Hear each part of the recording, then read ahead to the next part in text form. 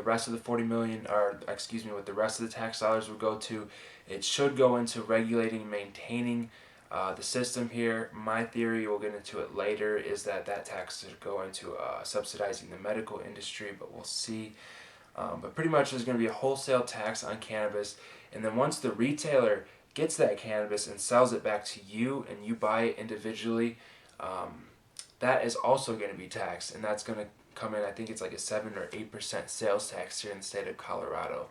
So you will get taxed as a store owner, and then again as an individual purchaser, as a citizen, when you buy the cannabis, you will also be charged a state sales tax. And that state sales tax will go directly into the funds and used for whatever purposes that our state sales tax is used for here. Okay, and I would like to add too that medical marijuana dispensaries would be completely removed from this tax. In fact, Amendment 64 does not affect medical marijuana centers at all.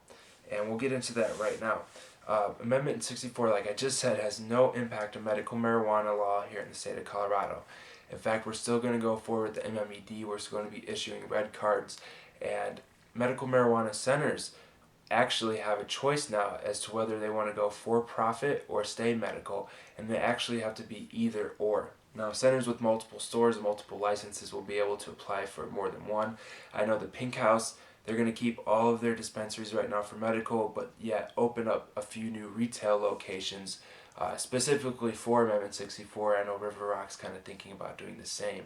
So the medical marijuana facilities here in the state, it'll be interesting to see. I know there's been one estimate written in the Westword that 79% of the medical marijuana will be shifted over to a for-profit industry after Amendment 64 goes into full effect. But as of right now, all I know is that it does not affect medical marijuana centers, and it'll be interesting to see how this all plays out going into the future. Personally, I would like to see a separation of the two industries. I would like to see a for-profit industry for recreational use, and to involve like the heady culture and all the cannabis that has to offer there. And then I would like to see a separate medical industry that's more professional and has to do more with healing and therapeutic applications of cannabis. And maybe in the future see that medical industry go nonprofit and kind of stay state subsidized with the for-profit tax dollars that the state is collecting from that side of the industry. And maybe see those kind of really separate and branch out and serve each of their own unique causes very, very well. That would be really cool to see. Now, another thing here that's up for grabs before we go into the industrial hemp is under these rules and regulations, pretty much like I was saying earlier, we see a full decriminalization of cannabis, but we don't know exactly how this legal market is going to come into play and how the feds are going to interact with it and how the state is going to work around what the will of the voters is under Amendment 64 and how they're going to go forward with this. Personally, I think they're going to take advantage of this, and I think they're going to go forward very efficiently, and they're going to get this done very quickly and get these licenses out and get this industry started before it's too late. That's just my personal opinion. But all very, very exciting. So that's a look more at the regulatory side and more of the specifics as far as licensing and how the state is involved in this industry.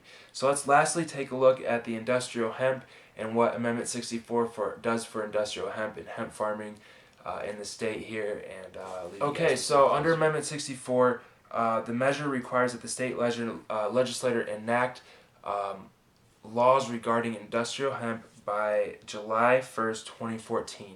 And these laws need to concern the growth, processing, sale, and manufacturing of industrial hemp here in the state.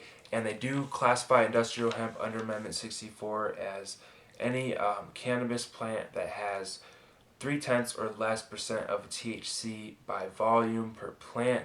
So pretty much there's all kinds of species of hemp out there that are non-psychoactive, that are bred specifically for growing rope. If you look back, quick Google history search on hemp, it's the main reason why cannabis, the psychoactive plant, is actually illegal.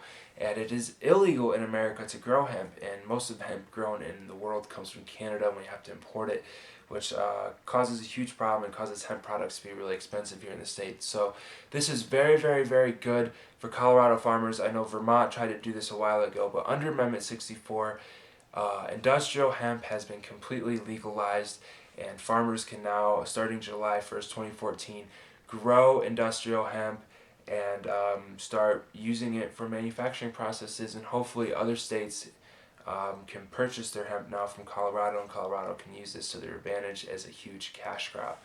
So that's a further look at Amendment 64, which is a legalization initiative which has just passed here in Colorado, the first of its kind aside from Washington.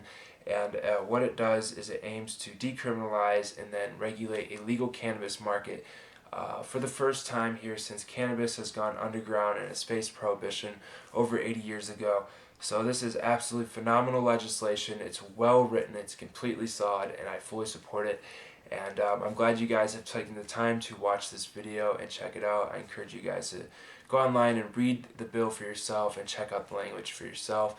But thanks for watching, guys. I hope you enjoyed this video.